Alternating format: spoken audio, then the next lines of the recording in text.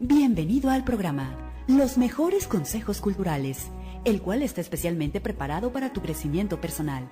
En este programa participa Juan Manuel Ochoa Torres, quien es miembro de la Sociedad Mexicana de Geografía y Estadística y forma parte de su Consejo Académico Nacional al fungir como presidente de la Academia de Población. Es autor de una gran cantidad de libros sobre temas sociales, económicos, cívicos, religiosos y demográficos, algunos de los cuales han sido traducidos al idioma inglés.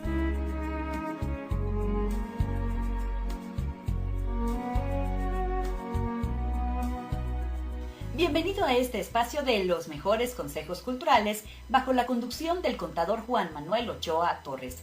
Contador, ¿cómo está? Y gracias por acompañarnos. Pero platíquenos, contador, ¿de qué tema le gustaría hablar el día de hoy? Fíjate que el día de hoy, mi estimada Lilian, quisiera tratar sobre una palabra en la cual hay mucha polémica o controversia en cuanto a su significado real. Sí. La palabra que he escogido para el día de hoy es la palabra mormón. Te decía que hay una controversia porque, de acuerdo a algunos, esa palabra en chino significa puerta del infierno o puerta de Satanás. Fíjate nada más. En cambio, para otros, obviamente, quienes mayoritariamente pertenecen a la iglesia mormona, dicen que no significa puerta del infierno, como aseguran algunos, sino que todo depende de la connotación que se le dé, porque también puede significar en chino, dicen ellos, la mano que alisa. Ajá. Pero lo invito, mi estimado Radio Escucha, a que no nos vayamos todavía por ninguna de las interpretaciones citadas. Vamos a reflexionar primero un poco más sobre la historia del mormonismo, cómo fue que se formó esa religión, cuáles son los libros que usan y qué métodos siguen para su labor misionera. Y al final del programa podremos cada uno tener una mejor perspectiva. ¿No te parece? Muy bien, contador, claro. Fíjate que cuando una persona conoce a alguien de esa iglesia, viene a su mente que los mormones son una especie como de grupo cristiano muy particular. Pero la verdad es que no es así.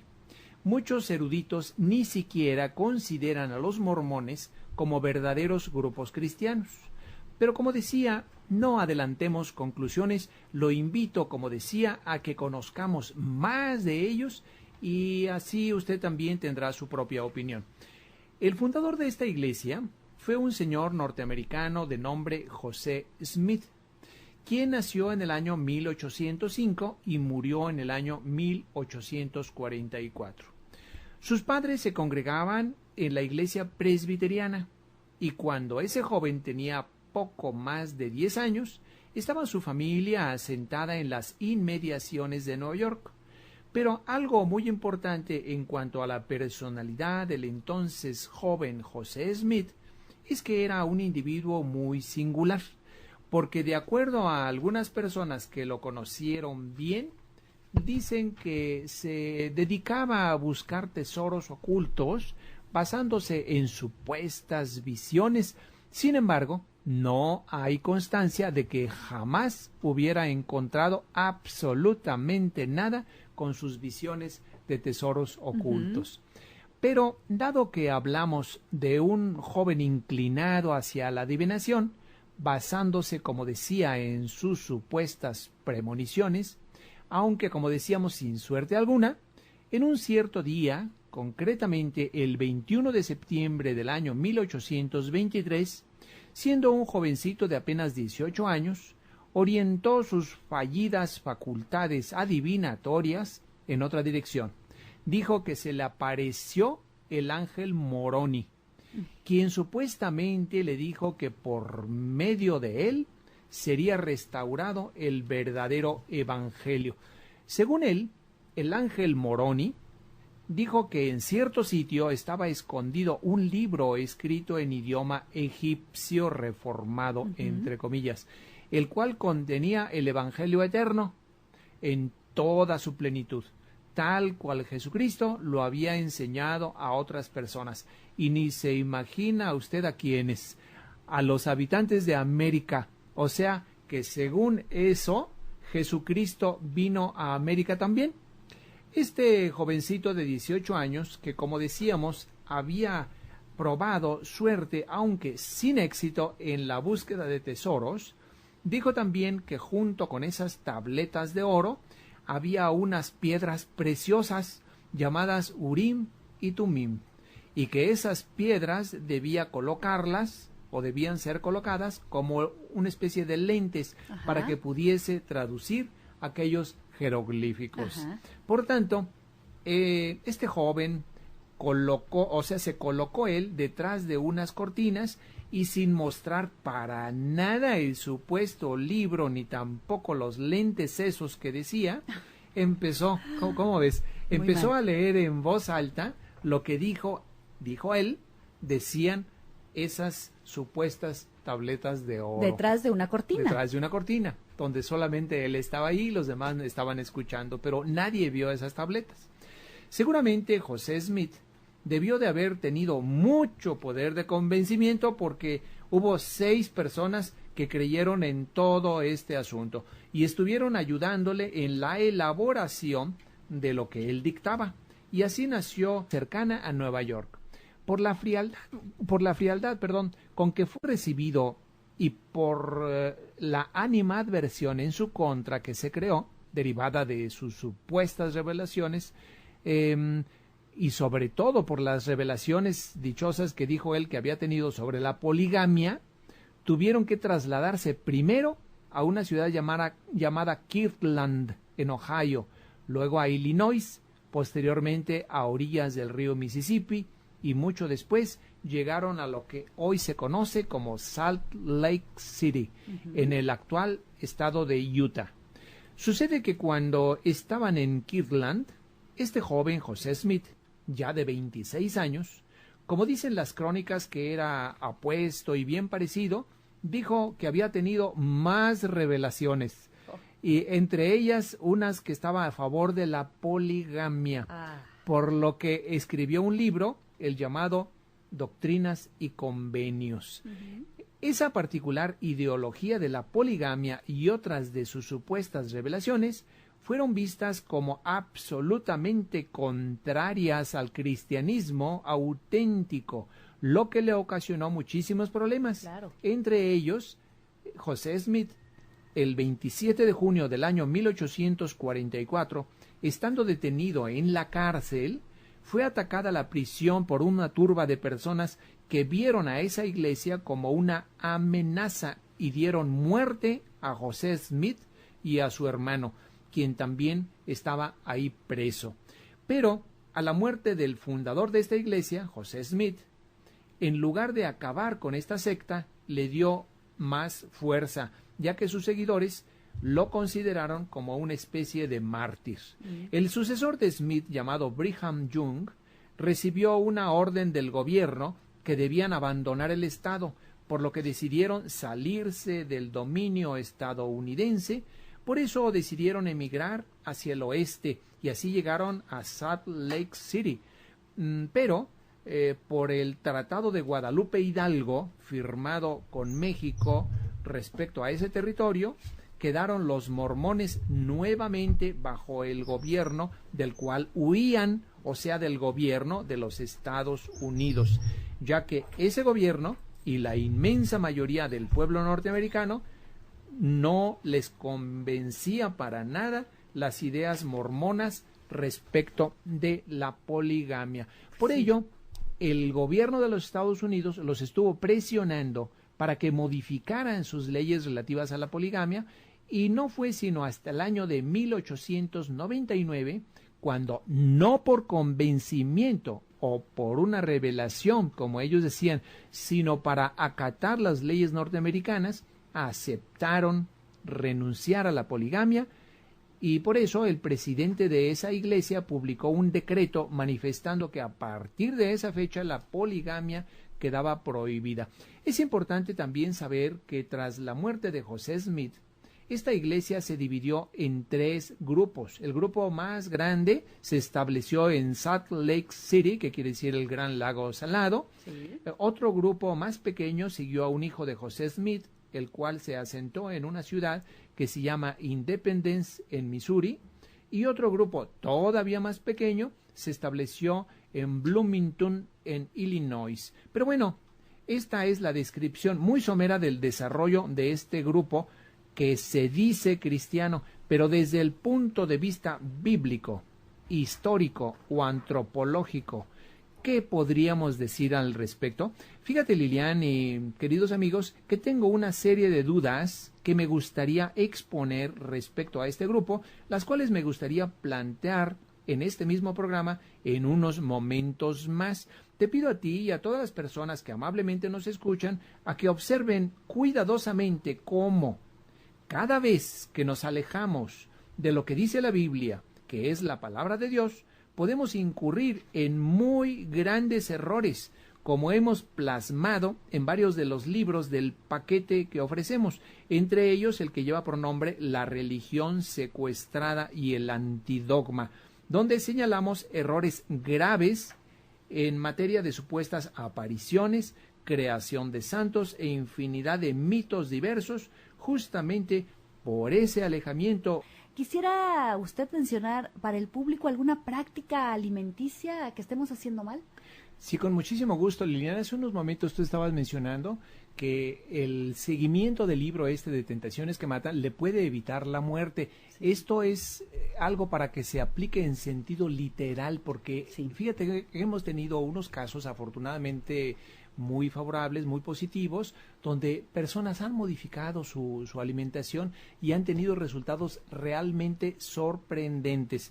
Pero ahora bien, tú mencionabas esta doctrina errónea, de dónde proviene esta doctrina, digamos, alimenticia. Sí. Fíjate que a mediados del siglo XX se hicieron una serie de análisis, de experimentos con animalitos y con algunos humanos, y vieron que, por ejemplo, la leche o cereales, etcétera, si se les añadía azúcar, la gente consumía más. Uh-huh. Entonces, desde el punto de vista del industrial alimentario, ellos lo que quieren es que se consuma más. ¿Para qué? Para que sus bolsillos se llenen más. Pues sí. Pero, ¿cómo conseguirlo? Dijeron, no, pues vamos a endulzarlo. Pero ya desde entonces algunas personas advirtieron, con toda razón, algunos nutriólogos muy experimentados, oye, pero si endulzamos en forma artificial los alimentos, esto va a ocasionar problemas. Pero ellos hicieron como que no oían, y endulza. Ahorita prácticamente usted va al súper y el 90% de las cosas que encuentra ahí van a estar artificialmente endulzadas. Y eso tiene como consecuencia que alrededor de 48 kilos de azúcar por habitante al año sean consumidos en México. Y esto ocasiona problemas muy graves. Te comentaba que gracias a la publicación de este libro hemos tenido casos de muy favorables, sorprendentemente agradables, de personas que han modificado su dieta y en el lapso, fíjate, de 15 días han sentido una mejoría enorme en distintos padecimientos de dolores en las rodillas, de inclusive hasta de cuestiones de disfunción sexual, de depresión, de muchísimos otros problemas, simplemente modificando la dieta, y hasta de depresión. Y a la larga produce hipertensión arterial y muchas otras cosas. Yo lo invito sinceramente, querido Radio Escucha, a que lea usted este libro y descubra la forma como nos están tomando el pelo. Así es, contador. Muy bien, bueno, pues ahí está. Llame, adquiera este paquete de libros al 5250-1616. Y bueno, contador, nos decía que nos iba a exponer algunos puntos que le parecen incongruentes respecto a los mormones, ¿podría decirnos?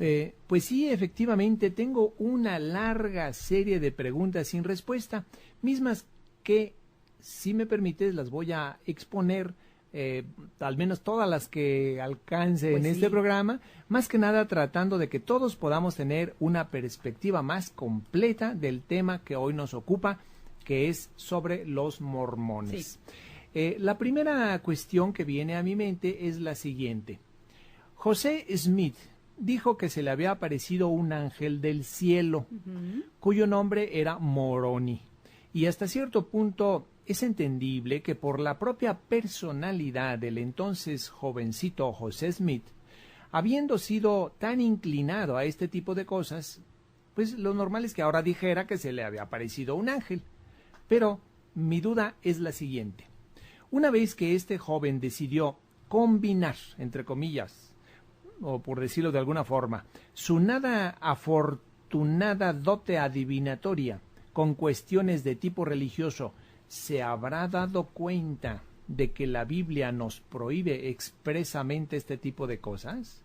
Tengo la impresión que ni siquiera conocía bien la Biblia, porque si la hubiera conocido bien, habría descubierto por sí mismo que tanto la comunicación con personas que ya habían vivido antes, como el seguimiento a un supuesto mandamiento de ángeles o de cualquier otra manifestación supuestamente divina, aparte de la manifestada en su momento por el Señor Jesucristo, está terminante y absolutamente prohibida en la palabra de Dios.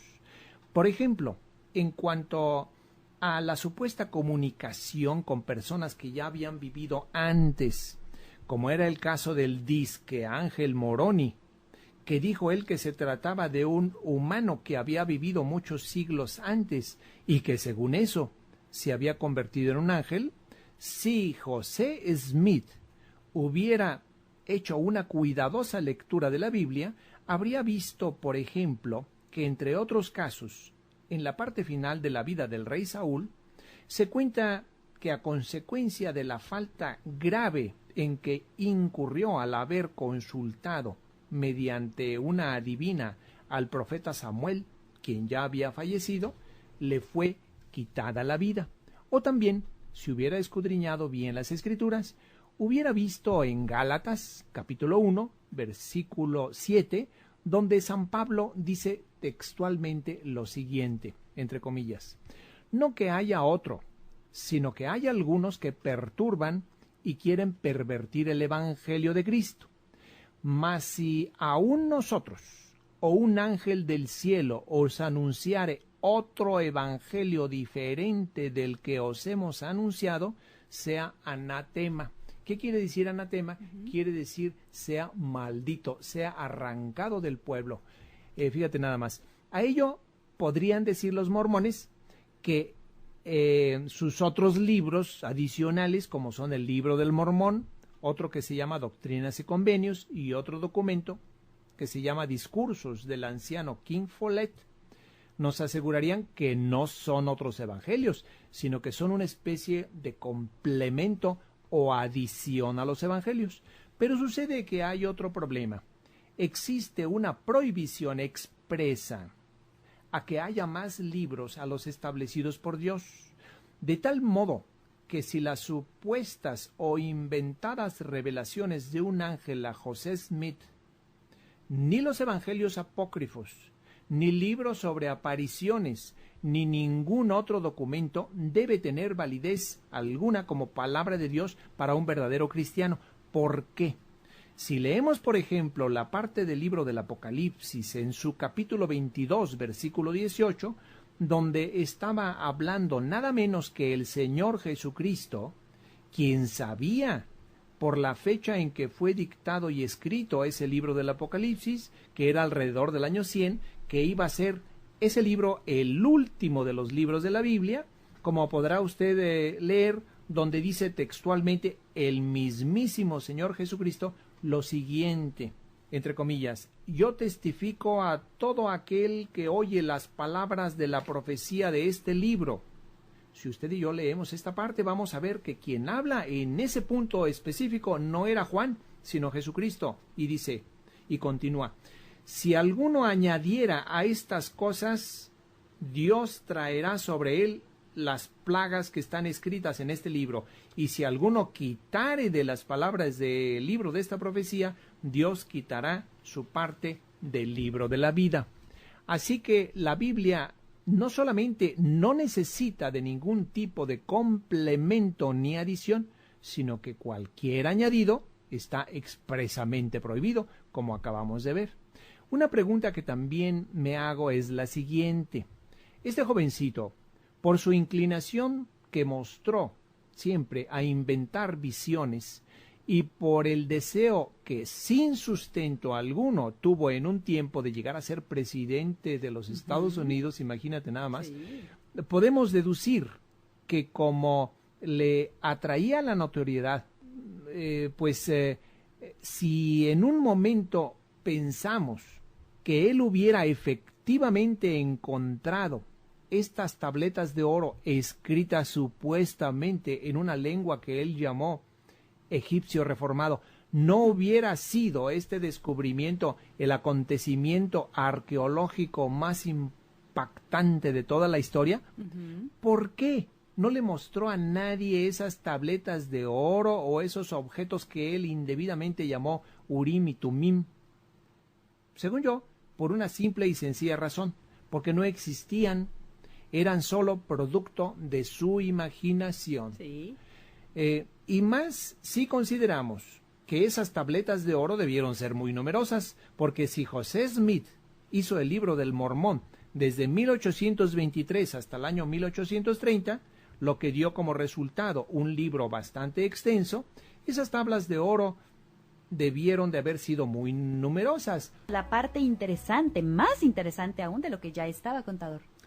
Bueno, pues comentábamos hace un momento, Lilian y queridos amigos, de que pues esas tablas de oro supuestas que nadie vio, pues debieron haber sido muy numerosas porque tardó del año 1823 hasta el año 1830, lo que dio por resultado un libro bastante extenso. Entonces deducimos que pues debieron haber sido muchas tablas de oro, pero sucede que pues esas tablas nadie las vio. Es un pequeño problemita, ¿verdad?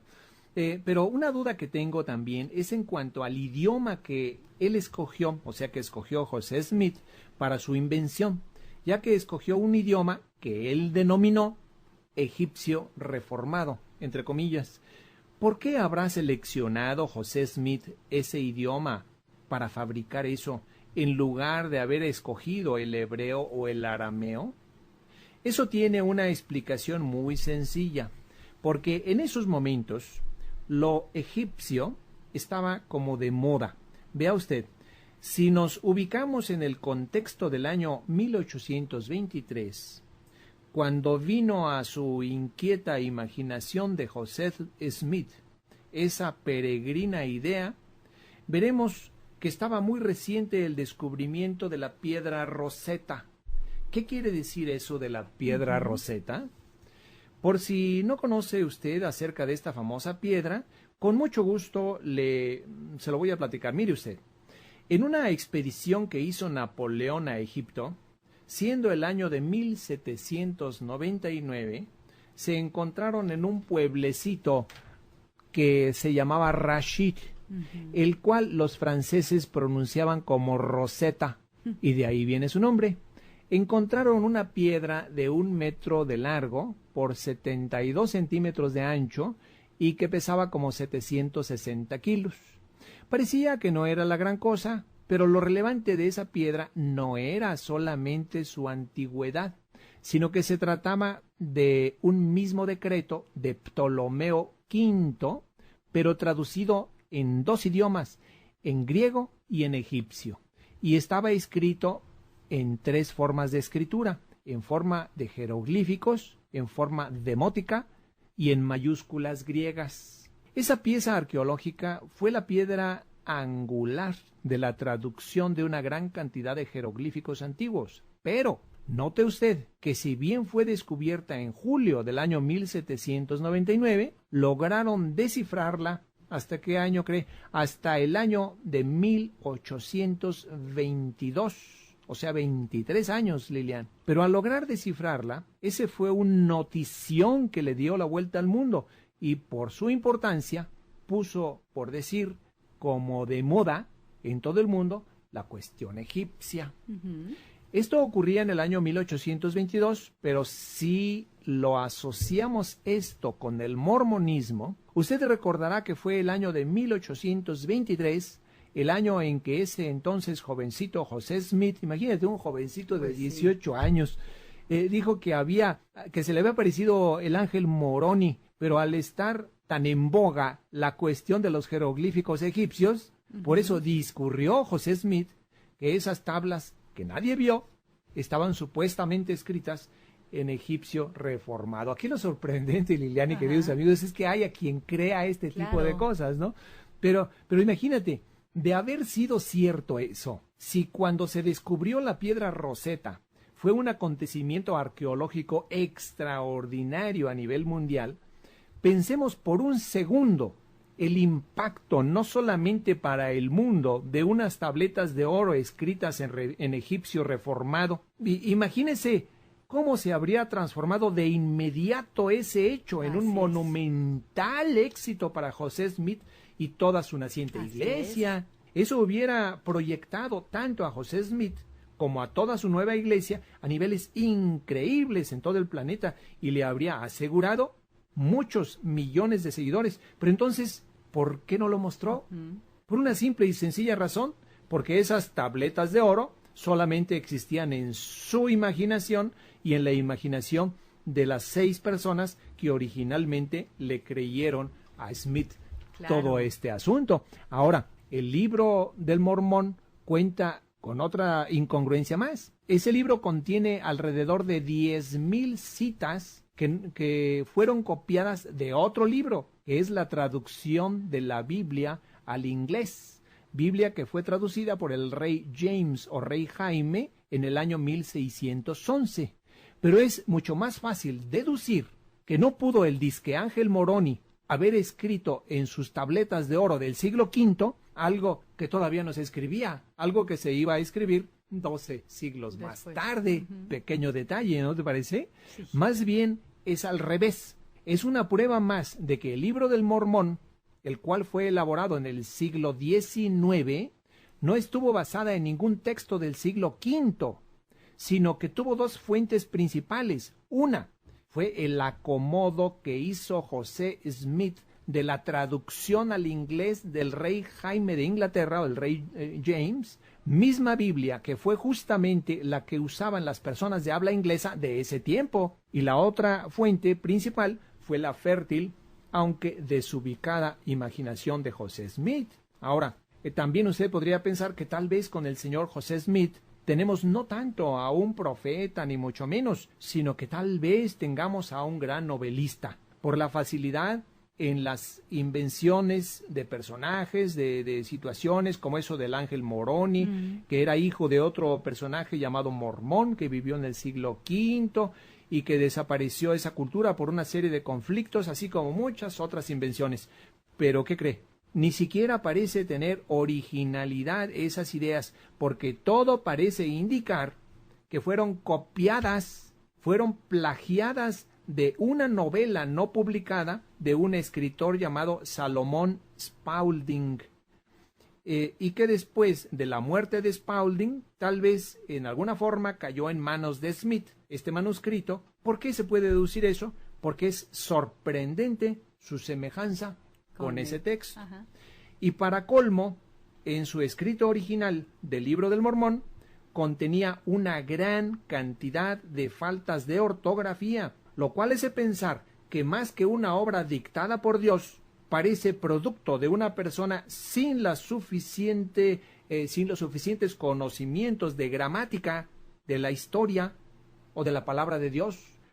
No solo se limitó a plagiar esas copias del manuscrito citado, sino que él le añadió otras ideas bastante peculiares, por cierto, y fuera de sentido común. Por ejemplo, dijo que el paraíso terrenal no estuvo cerca de Mesopotamia, ¿cómo ves? Sino en Norteamérica, en lo que ahora es el estado de Missouri. ¿Qué te parece? Y entre todas esas ideas que tuvo el señor Smith, le cito una muy curiosa respecto a las personas que tienen la piel más oscura. Este señor Smith dijo que hace muchos siglos hubo un señor en América llamado Lamán y otro hermano suyo llamado Lemuel, que fueron castigados por Dios por desobedecer a sus mandamientos, y por eso se les puso la piel negra. ¿Cómo ves? Y entonces ellos y sus descendientes emigraron de Centroamérica hacia Norteamérica. Seguramente nunca imaginó este señor que un día se iba a demostrar científicamente otra cosa completamente diferente, que todos los humanos vivos sobre el planeta procedemos del mismo origen y que las diferentes condiciones del planeta, principalmente el clima, la alimentación, la exposición a los rayos ultravioleta del sol, iban a determinar nuestras características externas, como el color de la piel, la estatura, el cabello, el tamaño de la nariz y muchas otras cosas. Y además, al día de hoy, está perfectamente comprobado que esos conciudadanos nuestros del mundo de piel oscura Sí. no emigraron de Centroamérica hacia el norte, sino de África hacia Norteamérica como esclavos. Y entre paréntesis cierto. también, esto está mencionado en el libro Tentaciones que Matan, porque los llevaban para el cultivo del azúcar, tanto el Caribe y algunas regiones de allá, y también el cultivo del algodón. Y así podríamos continuar, Lilian y queridos amigos, por horas. Pero una pregunta que muchas personas se hacen es respecto a esta tesis del mormonismo, es ¿de dónde surgió la poligamia? Si gustas, Lilian, en unos momentos se lo voy a exponer al auditorio. Por favor. Fíjate, Lilian, todas las consecuencias que acarrea un alejamiento de lo que está en la Biblia. Por eso hemos insistido tanto, aunque con todo respeto, los errores de cualquier grupo que diciéndose cristiano se vaya por otro lado diferente, como está perfectamente documentado en 2 de los 4 libros del paquete que ofrecemos, porque el mensaje más importante que el mundo ha recibido, pues es el mensaje cristiano, y lo peor que hacen algunos es tergiversarlo. Pero los demás debemos estar muy alertas a que si se equivocan ellos, pues cuando menos no nos arrastren a todos, ¿no te parece? Me parece muy correcto. Doctor, bueno, ya llegamos a otro punto interesante. Nos iba a platicar sobre el origen de la poligamia aquí en los mormones. Como tú recordarás, mi estimada Lilian, siempre hemos recomendado que ante cualquier duda volteemos los ojos hacia lo que dice la Biblia. Así es. Casi, tú sabes, no ha habido programa en que no mencionemos esto, porque supuesto. en realidad siempre debemos estar orientados hacia eso. Y en el caso de la poligamia del mormonismo, no ha de ser la excepción. Por tanto, ¿qué dicen las escrituras en este punto específico? Mire usted, la Biblia contiene enseñanzas prácticamente para todo. Quisiera escoger de manera muy especial lo que dice en una de las cartas del Nuevo Testamento escritas por San Pablo. Queremos escoger precisamente una carta que es sabido por todos los conocedores de las escrituras del mundo, que esa carta que mencionaré es una carta pastoral. O sea, ¿por qué es una carta pastoral? Porque va dirigida específicamente hacia los pastores o guías del pueblo. Esa carta pastoral es la primera carta de Pablo a Timoteo, capítulo 3, versículo 1. De forma muy clara podremos leer todos que dice lo siguiente, entrecomillado. Palabra fiel, : si alguno anhela obispado, buena obra desea.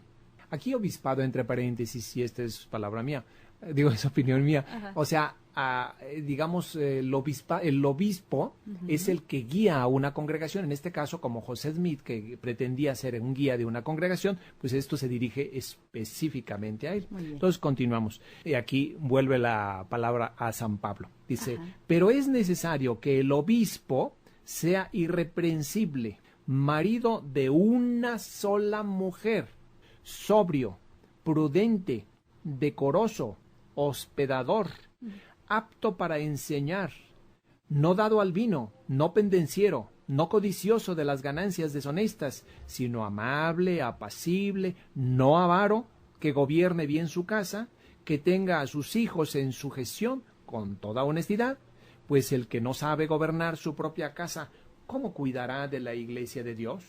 Como podemos apreciar, está perfectamente claro que no se trata de no tener ninguna esposa. O sea, no se recomienda ser célibes, o al menos no como una obligación. Pero tampoco irse al otro extremo de tener muchas esposas, como pretendía José Smith, fundador del mormonismo, quien tuvo nada menos que, ¿qué cree?, 23 esposas.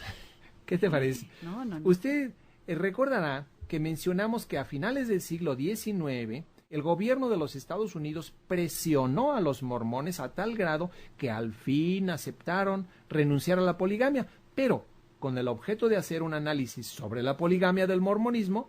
¿Cuál fue el principio que los impulsó a eso? El origen básico de la poligamia en los mormones fue obviamente una consecuencia del alejamiento de la palabra de Dios, lo que hizo que le añadieran no solamente otros libros a lo que está perfectamente establecido en la Biblia, sino que en esos libros difundieron una serie de cosas y de ideas completamente ajenas y en ocasiones contrarias, no solamente a la Biblia, sino a la historia, a la antropología y hasta al sentido común. Por ejemplo, analizando solamente la poligamia en la fértil, aunque desorientada imaginación de José Smith y de algunos de sus supuestos profetas, dijeron que las almas existen antes de su encarnación como seres humanos y que supuestamente esas almas son hijos espirituales de los dioses y que por esa razón hay millones de almas que se hallan en estado de no nacidas, entre comillas, esperando la felicidad de poder entrar a un cuerpo y nacer. Y para ello era necesario procrear una gran cantidad de descendientes, lo cual, fíjese nada más, qué casualidad, solo se podría lograr si un solo hombre tenía varias esposas. En cuanto a los móviles o las hipótesis que la mayoría de analistas tiene sobre la poligamia del mormonismo, podríamos mencionar lo siguiente.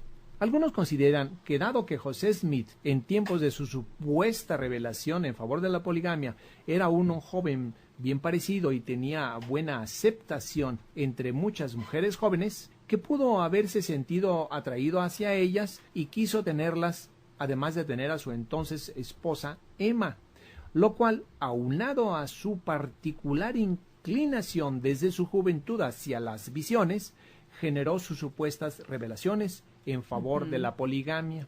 Otros investigadores consideran que por su estado de confusión mental pudo efectivamente José Smith haber creído en tales revelaciones y realmente estar convencido de que era su designio divino hacer que naciera mucha gente a través de la poligamia, por lo cual surgió en esta iglesia esa característica, motivo por el cual en uno de sus libros, que dicen ellos es complementario de la Biblia, el cual se llama Doctrinas y Convenios, en la sección número 132, versículo 52, dice textualmente la supuesta revelación siguiente, entrecomillado, ajá. Dice así: y reciba mi sierva Emma Smith, o sea, su esposa, ajá, a todas aquellas que han sido dadas a mi siervo José.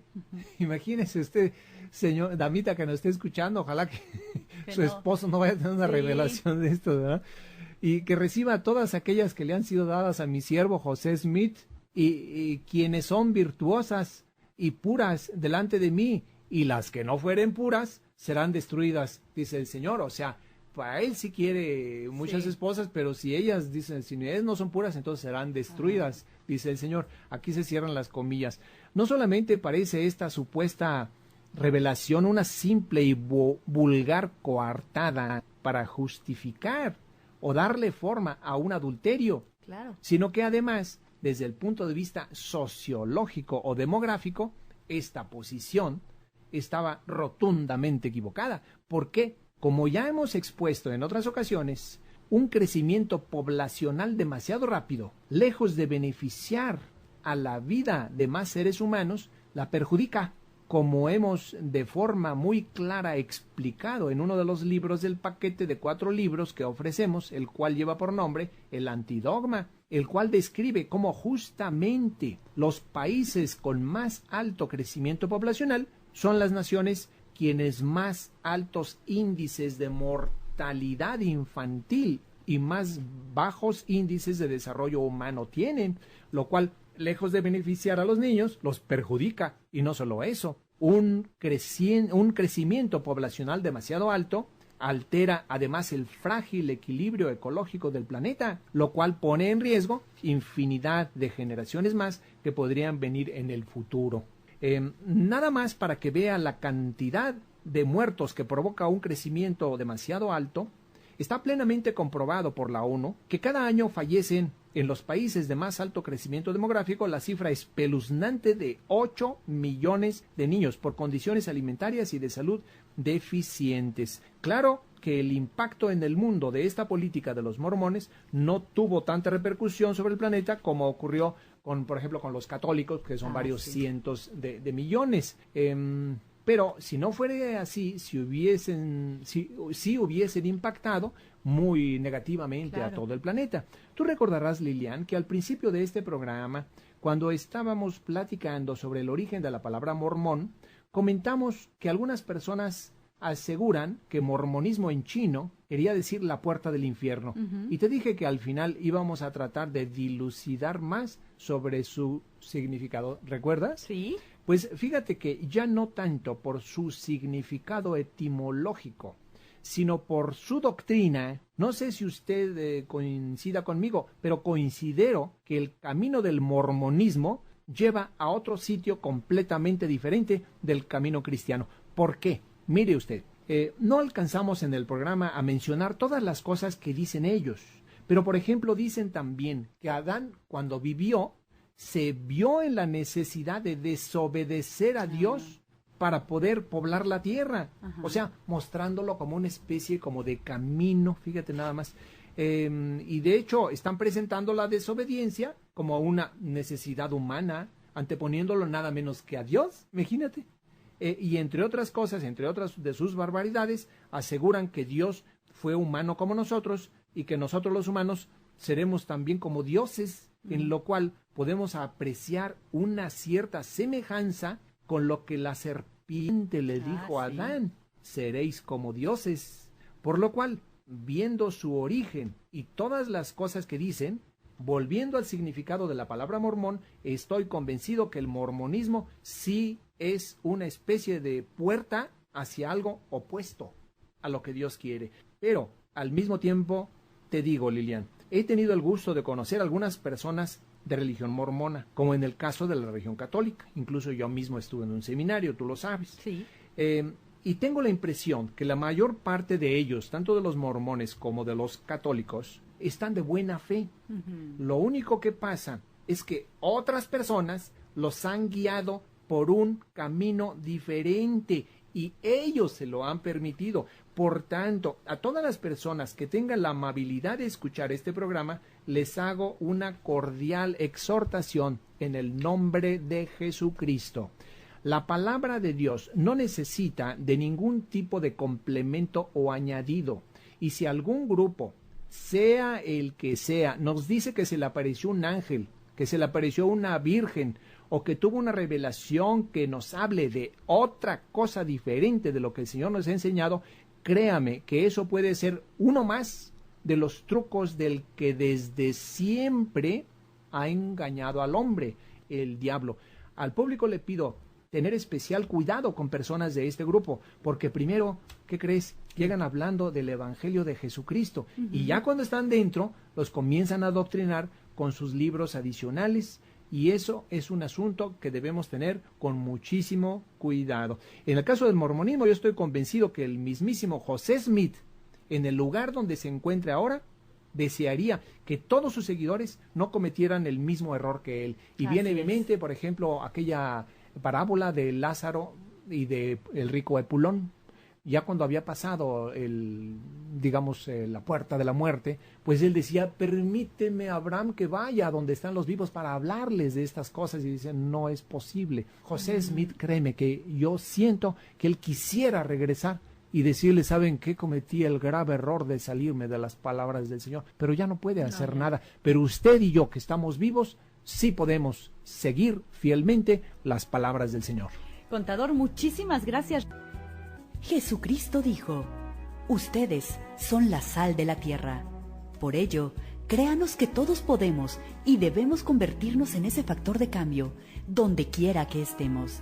Te esperamos nuevamente en nuestro siguiente programa, el mismo día y a la misma hora, para que todos juntos vayamos propiciando ese esperado cambio, tanto en el terreno personal como en el social.